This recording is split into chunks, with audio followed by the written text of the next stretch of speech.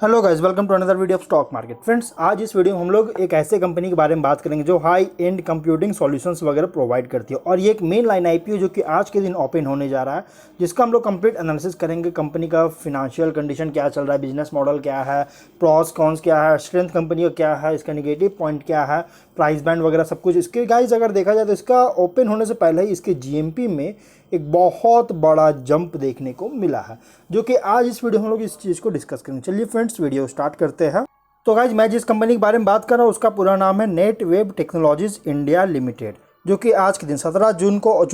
जुलाई को ओपन होने जा रही है और 19 जुलाई को क्लोज हो जाएगा। जो कि 3 दिन की आईपीओ, 3 डे आईपीओ, 17, 18, 19 ये 3 दिन का आईपीओ है। 1900 अगर इसके बिजनेस के बारे में बात करें तो 1999 1999 में ये कंपनी और इनकॉर्पोरेट किया गया था, जो कि हाई एंड कंप्यूटिंग सॉल्यूशन, जो कि हम लोग HCS भी कहते हैं, HCS प्रोवाइड कराती है। इसमें कंपनी का जो HCS है ये ऑफर करता है गाइज अलग अलग तरह से, जैसे हाई परफॉर्मेंस कंप्यूटिंग जैसे सुपर कंप्यूटिंग या HPC सिस्टम्स, फिर प्राइवेट क्लाउड या हाइपर कवर्ड इंफ्रास्ट्रक्चर और AI systems and enterprise work stations, high performance storage या फिर जैसे HPS enterprise storage system solutions, फिर डेटा सेंटर सर्विसेज और software and services for our HCS offering. मतलब कि जो HCS ऑफर कर रही है उसके लिए सॉफ्टवेयर और सर्विसेज वगैरह भी जो है कंपनी प्रोवाइड करती है। मतलब कि HCS में जो कंपनी प्रोवाइड कर रहा है ना, ये सभी 6 तरह की चीज़ें कंपनी जैसे ऑफर कर रही है। नेटवेव टेक्नोलॉजीज जो है ये मतलब कि HCS comprising proprietary middleware solutions और एंड यूजर फैसिलिटी यूटिलिटीज़ और प्री कॉम्पिल्ड एप्लीकेशन स्टैक के लिए जैसे डिज़ाइन, मैन्युफैक्चर और डिप्लॉय करता है HCS का। यहाँ पे इसके साथ साथ कंपनी जो है यहाँ पे होम ग्राउंड कंप्यूट और स्टोरेज टेक्नोलॉजीज़ का भी जैसे डेवलप करती है। उसके बाद जैसे सुपर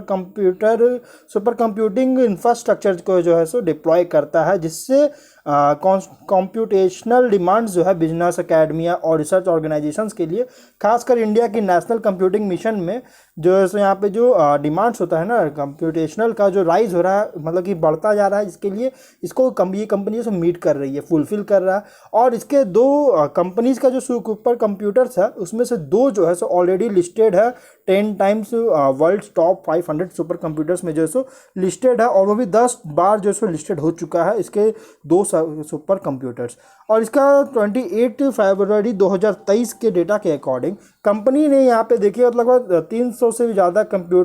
सुपर कंप्यूटिंग सिस्टम्स और लगभग 50 private clouds and HCI installations और 4000 से भी ज़्यादा एक्सेलरेटर या GPU बेस्ड AI सिस्टम्स और एंटरप्राइज वर्क स्टेशंस और HPS सॉल्यूशंस जो है सो लगभग 450 GB पर सेकेंड तक का जो स्टोरेज भी जो है कंपनी यहाँ पे इंस्टॉल कर चुका है, जो कि अब तक इंस्टॉलेशन कर चुकी इस कंपनी के अंदर आ चुका है। और नेटवेव टेक्नोलॉजीज़ का अगर देखा जाए तो ये मार्की कस्टमर्स को भी जैसे अलग अलग एंड यूज़र इंडस्ट्रीज़ में जो है सो सर्विस वगैरह दे रहा है, जैसे IT, फिर IT enable services, entertainment and media, banking, financial services और इंश्योरेंस जैसी सेगमेंट में कस्टमर्स को जो है सो कंपनी प्रोवाइड करी। जैसे नेशनल डाटा सेंटर्स भी इसमें आगे, गवर्नमेंट एंटिटीज़ जिसमें इंक्लूड है defence sector, education and research development institution जैसे एप्लीकेशन इंडस्ट्रीज़। इसमें गाइस आ गया IIT Jammu, IIT Kanpur, NMDC data centre private limited, फिर Aira matrix private limited, Graviton research capital LLP, institute of nano science and technology, HL Mando Softech India private limited, जो कि HL Mando भी कहते हैं, doctor Shyam Prasad Mukherjee international institute of information technology, नया रायपुर मतलब IIT Naya Raipur, Jawaharlal Nehru university, Hemvati Nandan Bahuguna Garhwal university, Akamai India networks private limited, APT portfolio private limited और Yottas data service private limited, जो कि इन सभी को कंपनी, ये सभी जो इनके मतलब कि मार्की कस्टमर्स है, जो कि इनके बहुत बड़े बड़े कंपनी और बहुत सारे इसके मार्की कस्टमर्स है जिसको कंपनी सर्विस वगैरह दे रहा है। साथ में कंपनी जैसे Indian government space research organisation में भी जैसो केटर कर रहा है और R&D ऑर्गेनाइजेशंस में भी जैसो केटर कर रही है, मतलब सर्विस दे रहा है इन दोनों में। मतलब कि स्पेस रिसर्च ऑर्गेनाइजेशन और R&D ऑर्गेनाइजेशन जो कि ministry of electronics and information technology के अंदर आता है, इसको भी जैसे केटर वगैरह कर रहा है, सर्विस वगैरह दे रही है, जिसमें कंपनी यहाँ पे R&D जो कि IT और इलेक्ट्रॉनिक्स में जो जो है सो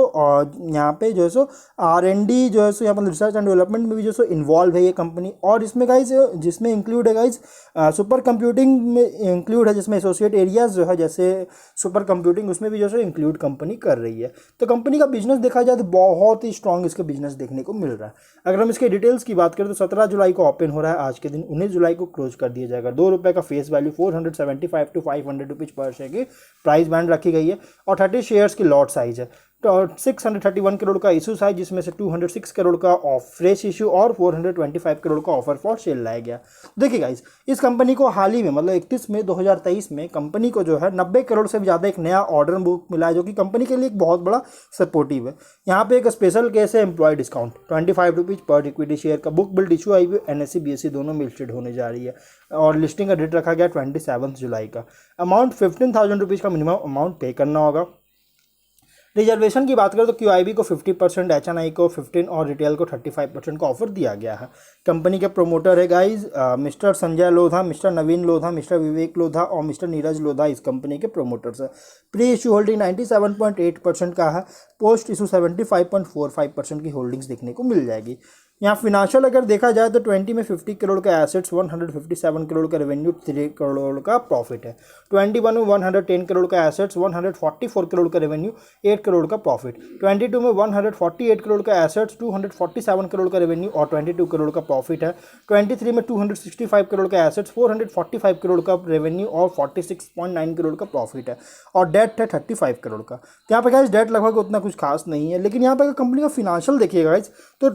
21 में सिर्फ कंपनी के रेवेन्यू में थोड़ा सा गिरावट आया था कोविड के कारण, लेकिन कंपनी उसके बाद बहुत ही स्ट्रॉन्ग ग्रोथ देखने को मिला और प्रॉफिट इसके हर साल बहुत ही स्ट्रॉन्ग ग्रोथ देखने को मिल रही है। लगभग 2 टाइम से भी ज़्यादा इसकी जो सो प्रॉफिट में ग्रोथ हो रहा है एवरी फिनेंशियल ईयर में। तो यहाँ पे कह सकते हैं गाइस कि कंपनी यहाँ पे जो है एक फिनेंशियल्स के अकॉर्डिंग एक बहुत ही अच्छा परफॉर्मेंस देखने को मिला है इस कंपनी का। अगर हम इसके ऑब्जेक्ट की बात करें तो कंपनी यहाँ पे कैपेक्स वगैरह रिक्वायरमेंट है सिविल कंस्ट्रक्शन के लिए, मतलब बिल्डिंग के लिए जो इसका जो surface mount technology SMT line है और इंटीरियर डेवलपमेंट वगैरह जो है इसका लिए जैसे यहाँ पे सिविल कंस्ट्रक्शन के लिए जैसे कैपेक्स वगैरह रिक्वायरमेंट है, इसके लिए फंडिंग चाहिए। साथ में इक्विपमेंट मशीनरी वगैरह जो है सो नई SMT प्रोडक्शन लाइन के लिए जैसे इक्विपमेंट और मशीनरी होता है ना, उसका भी परचेज वगैरह करना चाह रही है। Long term working capital requirement को भी फंडिंग करना चाह रही है, जिससे इस कंपनी को कैश फ्लो वगैरह में कोई प्रॉब्लम ना आए फ्यूचर में, इसके लिए फंडिंग वगैरह करना चाहती है। इस कंपनी पे जो लोन है 35 करोड़ के आसपास का, उसको रीपेमेंट या प्रीपेमेंट करना चाह रही है। जनरल कॉर्पोरेट पर्पस के लिए IPO लाया गया है। अब अगर हम बात करें इसके पॉइंट्स के बारे में थोड़ा सा और जाने तो कंपनी का जो कंपिटिटिव स्ट्रेंथ है, ये one of India's leading Indian origin owned and controlled OEM है HCS के लिए, और जो कि इसके साथ साथ गाइज यहाँ पे इंटीग्रेटेड डिज़ाइन और मैन्युफैक्चरिंग कैपेबिलिटीज इस कंपनी का लॉन्ग स्टैंडिंग रिलेशनशिप बना के रखा है मार्की और डाइवर्स कस्टमर बेस के साथ। इसमें यहाँ पे सिग्निफिकेंट प्रोडक्ट डेवलपमेंट लगातार कंपनी कर रहा है, इनोवेशंस वगैरह कर रही है R&D के थ्रू। नेटवेव टेक्नोलॉजीज जो है इंडिया की लीडिंग HCS प्रोवाइडर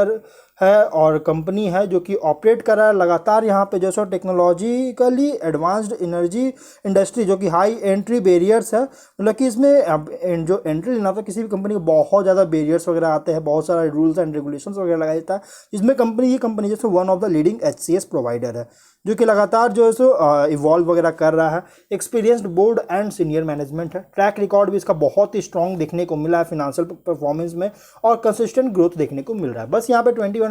रेवेन्यू में थोड़ी सी गिरावट है, अदरवाइज कंपनी बहुत ही स्ट्रॉन्ग देखने को मिल रहा है। अगर हम लोग इसके स्ट्रेंथ और रिस्क की बात करें तो यहाँ पे कंपनी जो है नेटवेब जो है ये एक रेंज का जो है सो यहाँ पे इंडस्ट्रीज जो है सो यहाँ पे सॉल्यूशन, एक रेंज की इंडस्ट्रीज को जो है सॉल्यूशंस प्रोवाइड कराती है, जिसमें include BFSI IT and entertainment जो मैंने ऑलरेडी बात कर लिया। साथ में कंपनी जो है सो कंप्यूटिंग सर्विसेज भी जो है सो रिसर्च इंस्टीट्यूशंस और गवर्नमेंट एंटिटीज़ को भी जो है सो ऑफर कर रहा है। नेटवेब जो है ये लगभग टॉप 500 ग्लोबल लेवल पे टॉप 500 कंपनीज में से ये रैंक कर रहा है मैन्युफैक्चरिंग सुपर कंप्यूटर्स का मैन्युफैक्चरिंग के लिए। यहाँ पे कंपनी जो है ये इसका एक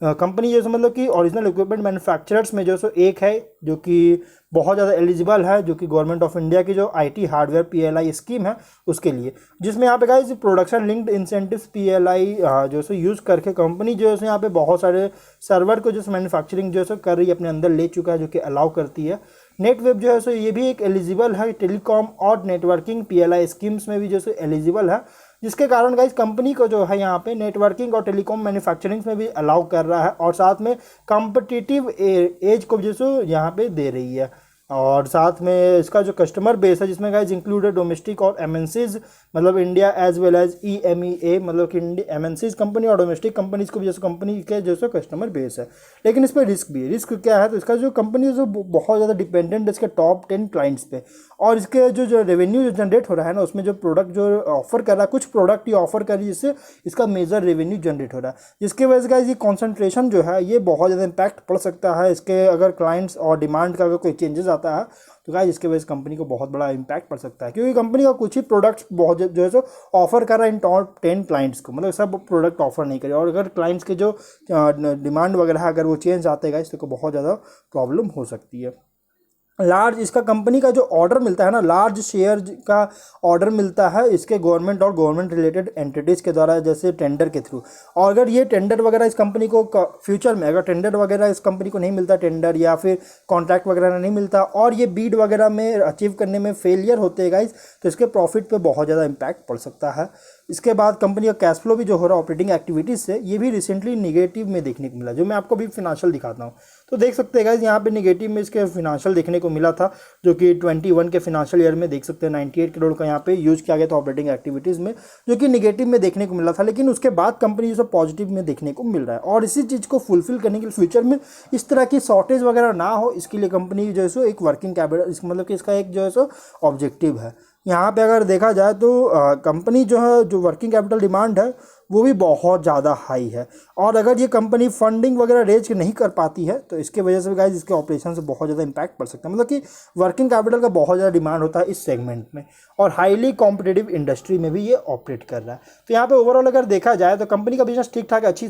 खासी बिजनेस इसका देखने को मिल रहा है। परफॉर्मेंस इसका अगर देखा जाए बहुत स्ट्रॉन्ग देखने को मिल रहा है, और सभी नियर टर्म पॉजिटिव इसके देखने को मिल रहा है, जिसके अकॉर्डिंग इस कंपनी का प्राइस तो ज़्यादा है लेकिन फिर भी गाइस एक डिस्काउंट पे देखने को मिल रहा है। और अगर आप इसमें मीडियम टू लॉन्ग टर्म के लिए इन्वेस्टमेंट करने का सोच रहे गाइस तो आप इसको अप्लाई कर सकते हैं, और अगर आप लिस्टिंग गेन चाहते हैं तो इसकी लिस्टिंग गेन भी बहुत ही स्ट्रॉन्ग देखने को मिल सकता है, जो कि 380 रुपीज़ का GMP चल रहा है, और 76% की लिस्टिंग मिलने के चांसेस है, जो कि अभी के सिनारियो के अकॉर्डिंग और बहुत ही स्ट्रॉन्ग लिस्टिंग मिलने के चांसेस है गाइस, जो कि और अभी अगर देखा जाए तो रिसेंटली कुछ टाइम से, कुछ मतलब कि महीनों से कंपनी जो है कोई भी जितने भी ऐसे मेन लाइन IPO आ रही है ना, तो मेनली IPO जो है एक बहुत ही स्ट्रॉन्ग लिस्टिंग दे रही है। जैसे इससे पहले अगर देखा जाए तो उत्कर्ष भी देख सकते हैं, जो कि ऑलरेडी क्लोज हो चुका है, 60% की लिस्टिंग दे रही है। और उसके बाद यहाँ पे अगर देखा जाए तो सेनको गोल्ड भी गाइस एक बहुत ही स्ट्रॉन्ग लिस्टिंग दिया है, 35% का लिस्टिंग दिया है। इसके बाद अगर यहाँ पे गाइस सीएंट लिमिटेड भी है, जो कि